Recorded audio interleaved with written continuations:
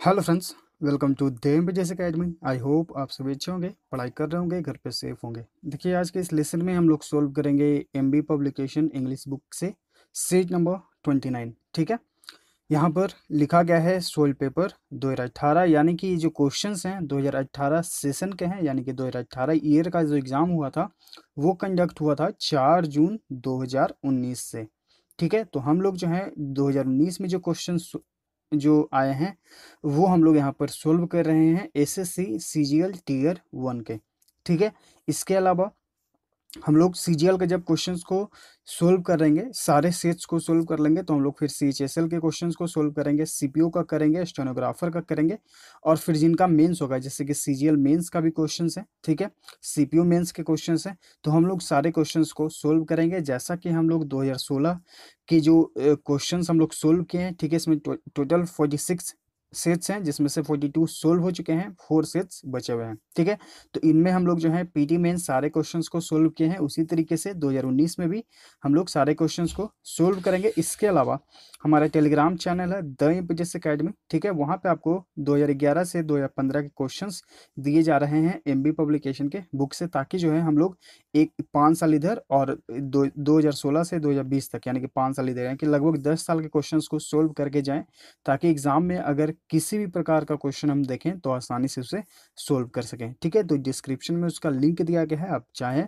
तो विजिट करें, और उसके बाद आप लगे कि यूज़फुल है तो आप ज्वाइन भी कर लें। वहाँ पे आपको डेली करंट अफेयर्स के क्विजेज हो रहे हैं, इंग्लिश के क्विजेज हो रहे हैं, लूसेंट से जो इंपॉर्टेंट टॉपिक्स है आपके एग्जाम के पॉइंट ऑफ व्यू से, वो आपको वहाँ पर शेयर किए जा रहे हैं। ठीक है, ताकि आप हर एक सेक्शन में बेहतर कर सकें, चाहे वो रीजनिंग हो, आपका इंग्लिश हो। ठीक है, और अगर आप जीएस, मैथ्स और रीजनिंग भी अगर आप बना रहे हैं, ठीक है, तो भी आप उसका क्वेश्चन जो है हमारा डिस्कशन ग्रुप जो है the MPSC academy Telegram channel, वहाँ पर अपने क्वेश्चन का पिक भेज सकते हैं, आपको उसका वहाँ पर सॉल्यूशन होता है, डिस्कशन भी हम लोग करते हैं। ठीक है, तो चलिए फिर सोल्व करते हैं सेट नंबर 29 से क्वेश्चन फर्स्ट। यहाँ पे देखिए, आपको एक्टिव फॉर्म में जो है इसे बनाना है। ठीक है, जो हमारा सेंटेंस है वो क्या है? Heavy taxes have been imposed on luxury items by the government. यहाँ पर इम्पोज है, इम्पोज मतलब कि थोपना। ठीक है, इम्पोज मतलब कि थोपना कर। तो यहाँ पर देखिए जो है हैवी टैक्सेस जो हैं वो लग्जरी आइटम्स पर थोपे गए हैं, लगाए गए हैं गवर्नमेंट के द्वारा। तो ये जो है ऑलरेडी पैसिव वॉइस में चेंज्ड है। अब इसे जो है आपको एक्टिव वॉइस में चेंज करना है। तो देखिए हम लोग यहाँ क्या देख रहे हैं कि हैव बीन का यूज हुआ है, यानी कि हमारा जो सेंटेंस है वो प्रेजेंट परफेक्ट में है। प्रेजेंट परफेक्ट टेंस में सब हमारा जो स्ट्रक्चर होता है वो क्या होता है? सब्जेक्ट प्लस हैज़ या है प्लस वर्ब का थर्ड फॉर्म प्लस ऑब्जेक्ट। ठीक है, और जब हम लोग पैसिव वॉइस में बनाते हैं तो हमारा सब पैटर्न क्या हो जाता है? सब्जेक्ट प्लस सब हैव या है प्लस बीन प्लस वर्ब का third form plus by plus object. ठीक है, तो हमें अब बनाना है इस पैटर्न पे अपना सेंटेंस। तो देखिए अब हमारा जो सब्जेक्ट जो बन जाएगा वो कौन सा हो जाएगा? The government. ठीक है, तो द गवर्नमेंट। अब उसके बाद हमें हैज़ लगाना होगा, क्योंकि हमारा सब्जेक्ट जो है सिंगुलर है, तो हम हैज़ का यूज़ करेंगे। फिर वर्ब का third form heavy taxes on luxury items. तो राइट आंसर यहाँ पे देखिए ऑप्शन बी है। अगर आप चाहें तो आप ऑप्शंस को एलिमिनेट करना भी सीख सकते हैं, जैसे कि यहाँ पर इस का यूज हुआ है। हम लोग देख रहे हैं यहाँ पर हैव बीन हमें प्रेजेंट परफेक्ट में चेंज करना है। इसका इज बिफोर का यूज कब होता है? ये प्रेजेंट कॉन्टिन्यूअस में होता है। ठीक है, यहाँ पर देखिए इम्पोज्ड यानी कि V2 फॉर्म में है। यहाँ देखिए हैड यानी कि पास्ट परफेक्ट में है। ठीक है, तो ये तीनों ऑप्शन एलिमिनेट, राइट आंसर यहाँ पे देखिए आपका ऑप्शन बी हो जाएगा। तो जब अगर आपका जो है रूल एकदम क्लियर है तो आप जो है अपने ऑप्शंस को तुरंत एलिमिनेट करके राइट आंसर यहाँ पे चूज कर सकते हैं। तो अगर आपको टेंस या वॉइस में किसी भी प्रकार में, टेंस में वॉइस में भी बहुत सारे टाइप के क्वेश्चंस आते हैं, तो अगर आपको किसी भी टाइप में थोड़ी सी भी परेशानी है तो आप हमारे प्लेलिस्ट सेक्शन में जाएं, द एमपीएससी अकेडमी के प्लेलिस्ट सेक्शन में। वहाँ पे आपको सारे जो हैं प्लेलिस्ट मिल जाएंगे। सारे चीज़ आपको ऑलरेडी बता दिए गए हैं, प्रीपोजिशन, फ्रेजल वर्ब, OWS। ठीक है, फ्रेजल वर्ब्स और भी बहुत सारी जो चीज़ें हैं जो आपके एग्जाम के पॉइंट ऑफ व्यू से इंपॉर्टेंट हैं, नारेशन, वॉइस, टेंस, सब कुछ वहाँ पर कवर किया गया है। इवन जीएस के भी कुछ लेसन्स आपको वहाँ पर शेयर किए गए हैं, तो आप जाकर देखिए प्लेलिस्ट में और सीखिए, समझिए। कोई दिक्कत हो तो कमेंट करिए। क्वेश्चन नंबर 2 पे आते हैं। यहाँ पे आपको बताना है एंटोनिम यानी कि विपरीतार्थक शब्द। ठीक है, जो वर्ड हमारा है वो क्या है? कवेटस। ठीक है, क्या है? कवेटस। इसका मतलब क्या होता है? इसका मतलब होता है लालची। यानी कि एक व्यक्ति जो है सिर्फ लेता है, वो लेने वाला है, लालची है, ठीक है। अब इसका एंटोनिम बताना है कि विपरीतार्थक शब्द। तो ऑप्शंस देख लेते हैं। ऑप्शन ए आपका है बेनेफोलेंट, यानी कि भलाई करने वाला। एक्यूजिटिव मतलब होता है प्राप्त करने वाला, ठीक है। एवरियस यानी कि लालची। मर्सिनरी यानी कि किराए का, ठीक है, या फिर लालची भी होता है। तो देखिए यहाँ पर जो आपका राइट आंसर हो जाएगा वो हो जाएगा आपका ऑप्शन है। एक व्यक्ति जो है लालची है और एक व्यक्ति जो है भलाई करने वाला है, दान करने वाला है, ठीक है। तो राइट आंसर यहाँ पे ऑप्शन ए हो जाएगा। देखिए ये वो जो है बहुत बार यहाँ पर रिपीट हुआ है, तो आई होप आप सभी को याद हो गया होगा प्रीवियस लेसन्स को। आई होप आप अच्छे से देख रहे होंगे, हर एक वर्ड को याद कर रहे होंगे और आगे भी देखते रहेंगे, ठीक है। तो लेसन्स को कंप्लीट देखिए, इग्नोर एक भी वर्ड मत करिएगा। चलिए आगे देखते हैं। यहाँ पे आपको चूज करना है करेक्टली स्पेल्ड वर्ड। देखिए तो यहाँ पर जो करेक्टली स्पेल्ड वर्ड है वो है आपका ऑप्शन सी, डेस्पिरेट। DESPERAT। डिस्पिरेट मतलब क्या होता है? बेकरार, यानी कि आप कुछ करने को बहुत ही डिस्परेट हैं, बेकरार हैं, ठीक है।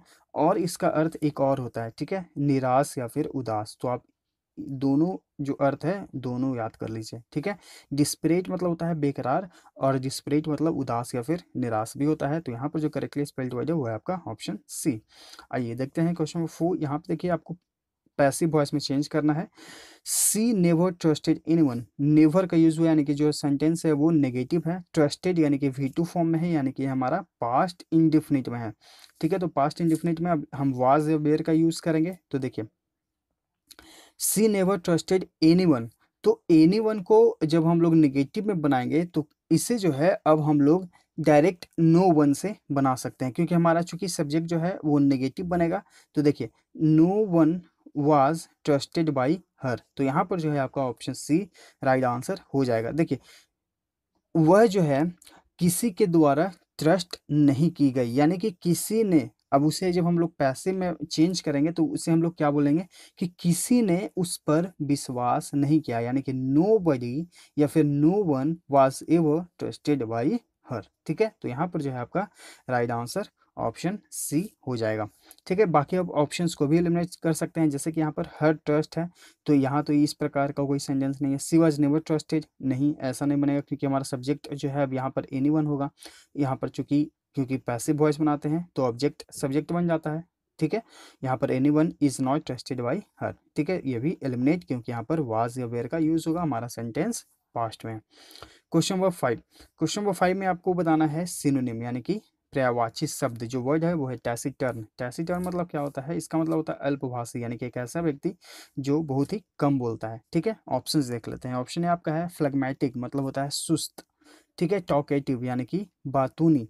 रेटिसेंट यानी कि अल्पभाषी। प्लेसिड यानी कि शांत सौम्य। तो राइट आंसर देखिए यहाँ पे ऑप्शन सी हो गया। आपका सिनोनिम बताना है, यानी कि पर्यायवाची शब्द। तो टैसिटर्न मतलब ही अल्पभाषी, यानी कि जो व्यक्ति कम बोलता है, और रेटिसेंट मतलब ही अल्पभाषी, जो व्यक्ति कम बोलता है, ठीक है। क्वेश्चन नंबर 6 पे आते हैं। यहाँ पे आपको अपने अपने आइटम का अर्थ बताना है, ठीक है, जो अंडरलाइंड में है।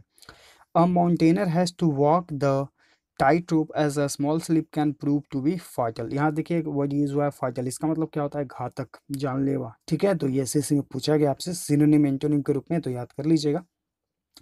अब यहाँ पर आते हैं, हमारा जो आइटम है वो है वॉक द थाई रोप। इसका मतलब क्या होता है? इसका मतलब होता है सावधान होना, चौकन्ना होना, ठीक है। तो आइए देखते हैं कि हमारा राइट आंसर कौन सा होगा। ऑप्शन है आपका है to be very nervous. Nervous मतलब क्या होता है? नर्वस मतलब होता है बेचैन होना, ठीक है। टू बी वेरी कॉशियस, यानी कि बहुत ही सावधान होना, चौकन्ना होना। तो राइट आंसर देखिए यहाँ पे ऑप्शन बी हो गया। इसका मतलब भी होता है वॉक द टाइट रोप, यानी कि चौकन्ना होना, और कॉशियस मतलब भी चौकन्ना होना, सावधान होना। ऑप्शन सी आपका है वी वेल ट्रेंड, यानी कि प्रशिक्षित होना, और एक्सपर्ट यानी कि विशेषज्ञ होना, ठीक है। तो राइट आंसर यहाँ पे ऑप्शन बी है। Question number 7। यहाँ देखिए आपको जंबल सेंटेंसेस हैं, इसे अरेंज करना है आपको करेक्ट ऑर्डर में। तो यहाँ अगर आप पढ़ेंगे, हम लोग क्या सीखे हैं कि पहले चारों सेंटेंसेस को पढ़ेंगे, उसके बाद हम देखेंगे कि हमारा जो मेन थीम, मेन सब्जेक्ट जो है हमारा क्या बन रहा है, मीन्स कि आखिर ये कहना क्या चाह रहा है पूरे।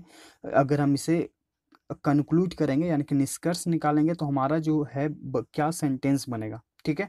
तो अगर आप इसे पढ़ेंगे तो आप देखेंगे कि यहाँ पे बात हो रहा है एक झरिया टाउनशिप है, ठीक है। An entire township Jharia is to be relocated because of uncontrollable underground fires, यानी कि एक जो जगह है झरिया, वहाँ उसे जो है रिलोकेट किया गया। क्यों? क्योंकि वहाँ पर जो है फायर्स हो रही हैं जो कंट्रोलेबल हैं, जिसे नियंत्रित नहीं किया जा सकता है, ठीक है। उसके बाद दिस फायर्स, यानी कि अब बात हो रहा है, पहले तो झरिया आया, अब झरिया में आग लगा, ठीक है। अब यहाँ पे आग कैसे लगा? This fires start mostly from burning trash close to coal pits. ये जो फायर्स होते हैं लगभग कोल पिट से उत्पन्न होते हैं, ठीक है। फिर दे स्प्रीड, अब ये आग जो लग गए, ठीक है, वो फिर क्या होते हैं? तो वो स्प्रीड होते हैं। Unmined coal starts burning with oxygen drawn from pores and mine shafts. तो ये जो है ऑक्सीजन के माध्यम से और भी ज़्यादा भड़क उठते हैं, ठीक है। और this is a grave threat, यानी कि यह जो है बहुत ही गंभीर समस्या है, गंभीर जो है हमारे लिए खतरा है। एज पॉइजनस फ्यूम्स, यानी कि जो विषैले फ्यूम्स हैं, जो धुएं हैं of carbon carbon monoxide rise up from underground fires. और उससे क्या होता है कि कार्बन मोनोऑक्साइड के जो धुएं हैं, जो विषैले धुएं हैं, वो उठते हैं, ठीक है, जो कि हमारे लिए बहुत ही खतरनाक है। ग्रेव मतलब होता है गंभीर, ठीक है। तो इस तरह से जो है आप सेंटेंसेस को कनेक्ट करें और उसे फिर समझें कि हाँ ये क्या कह रहा है, और उससे फिर आप अपने अंडरस्टैंडिंग से जो है उसे ऑर्डर में करने की कोशिश करें। तो इसके लिए आप जितना प्रैक्टिस करेंगे उतना आप बेहतर इसमें कर पाएंगे, क्योंकि अगर आप सीजीएल मेंस में बैठेंगे तो आपको 20 क्वेश्चन सोल्व करने होंगे इससे, ठीक है। तो आप जितना ज़्यादा हो सके इस पर मेहनत करते रहिए। अगर ना समझ में आए तो कमेंट करिए, ठीक है। क्वेश्चन नंबर 8 में आते हैं। देखिए यहाँ पे आपको जो है फिल इन द ब्लैंक करना है। द शिप सेल्ड स्मूथली, जो जहाज है वो आराम से सेल कर रही थी, यानी कि बह रही थी, owing to fill in the blank vines, ठीक है, विंड्स। तो यहाँ पर ऑप्शंस देख लेते हैं। टर्बुलेंट मतलब क्या होता है? अशांत, ठीक है। टेम्पस्टुअस मतलब क्या होता है? तूफानी। फेवरेबल यानी कि अनुकूल। बॉइस्टरस मतलब क्या होता है? प्रचंड, ठीक है। तो यहाँ पर देखिए आपका जो राइट आंसर है वो है आपका ऑप्शन सी।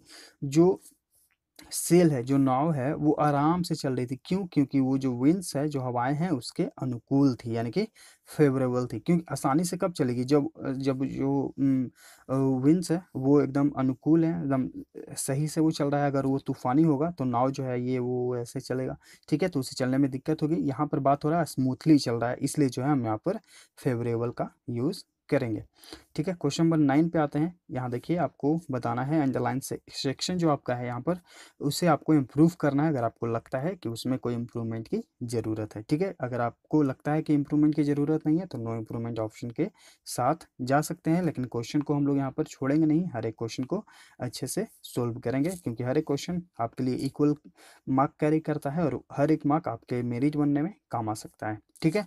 चलिए देखते हैं क्वेश्चन क्या है। The big farmers with deepest tube wells still have water but many others face a water crisis, ठीक है। देखिए अब यहाँ पर अगर आप बात करेंगे कि डीपेस्ट ट्यूब बेल्स, ठीक है, यहाँ पर जो है डीपेस्ट ट्यूब बेल्स के बारे में बात हो रहा है, यानी कि बहुत सारे जो हैं गहरे ट्यूबवेल्स जो हैं उनमें अभी भी पानी आता है, और बहुत सारे और जो लोग हैं वो पानी से जूझते हैं, वाटर की कमी से जूझते हैं, ठीक है। तो देखिए यहाँ पर जो आपका एरर है इस सेंटेंस में, वो है कि आप यहाँ पर थ्रू यूज कर सकते हैं, मतलब कि थ्रू डीपेस्ट ट्यूबवेल्स, ठीक है। या फिर जो विथ इसके साथ यूज हुआ है, विथ डीपेस्ट ट्यूबवेल्स, तो आप विथ भी यूज कर सकते हैं और थ्रू भी यूज कर सकते हैं, ठीक है।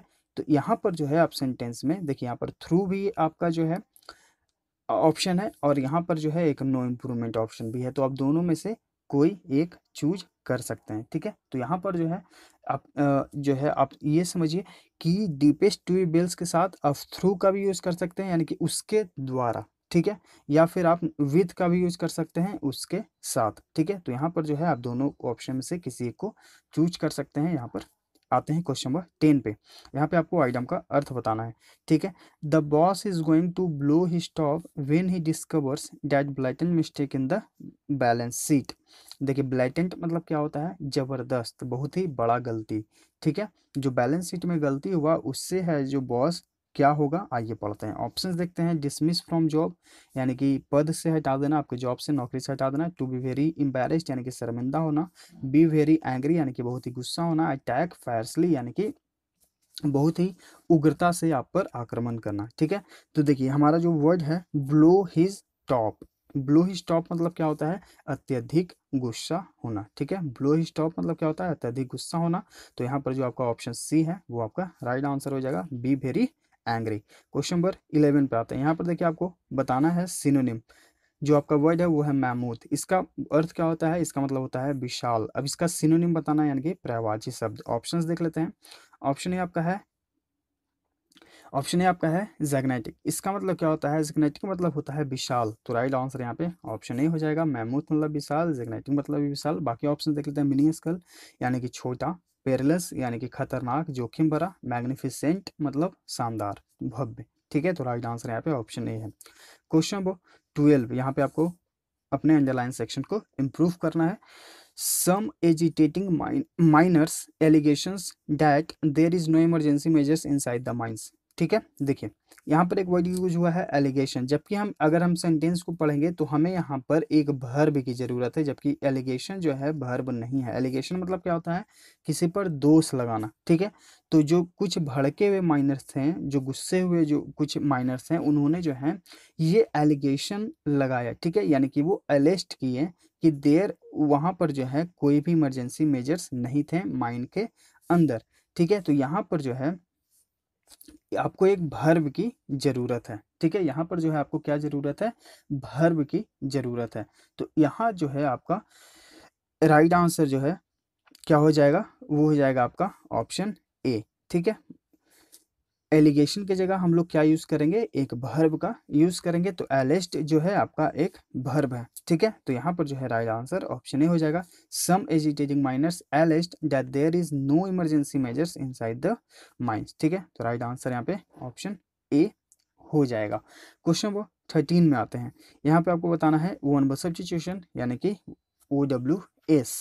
ठीक है, a place for storing guns and military equipment, यानी कि एक ऐसी जगह जहाँ पर स्टोर किया जाता है, यानी कि संग्रहित किया जाता है बंदूकों को और मिलिट्री इक्विपमेंट को, यानी कि सामग्रियों को। ठीक है, जो सैन्य सामग्री होते हैं उन्हें। तो उसे क्या कहा जाता है, उसे क्या कहा जाता है, आइए देखते हैं। ऑप्शंस देख लेते हैं। आर्चीव यानी कि पूरा लेख।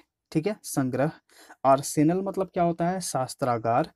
एपायरी मतलब कि मधुमक्खी पालन। एवेरी यानी कि चिड़ियाघर, चिड़िया खाना। ठीक है, तो राइट आंसर यहाँ पे ऑप्शन बी आपका हो जाएगा, आर्सेनल यानी कि शास्त्रागार। ठीक है, क्वेश्चन नंबर 14, यहाँ पे फिर से आपको पारा जंबल सेंटेंसेस को अरेंज करना है करेक्ट ऑर्डर में।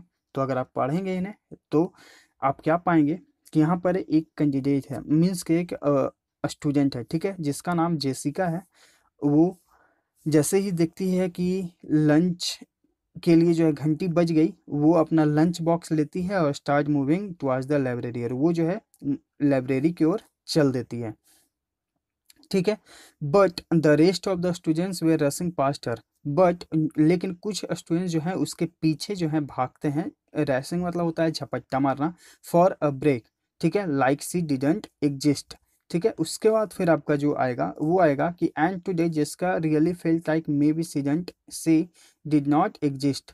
उसके बाद she slowly pushed open the library door and took a seat at one of the tables in the corner. ठीक है, तो यहाँ पर जो आपका राइट आंसर होगा वो होगा आपका ऑप्शन ए। ठीक है, तो सेंटेंस अरेंजमेंट को आप अच्छे से प्रैक्टिस करते रहिए। क्वेश्चन नंबर 15, यहाँ पे आपको बताना है fill in the blank. A speech is certainly more effective than one which is verbose. Effective मतलब क्या होता है, प्रभावशाली। वर्बोज यानी कि शब्दों से भरा हुआ। ठीक है, तो यहाँ पर देखिए ऑप्शंस देख लेते हैं। लैकोनिक यानी कि संक्षिप्त। सलन यानी कि क्या होता है, उदास।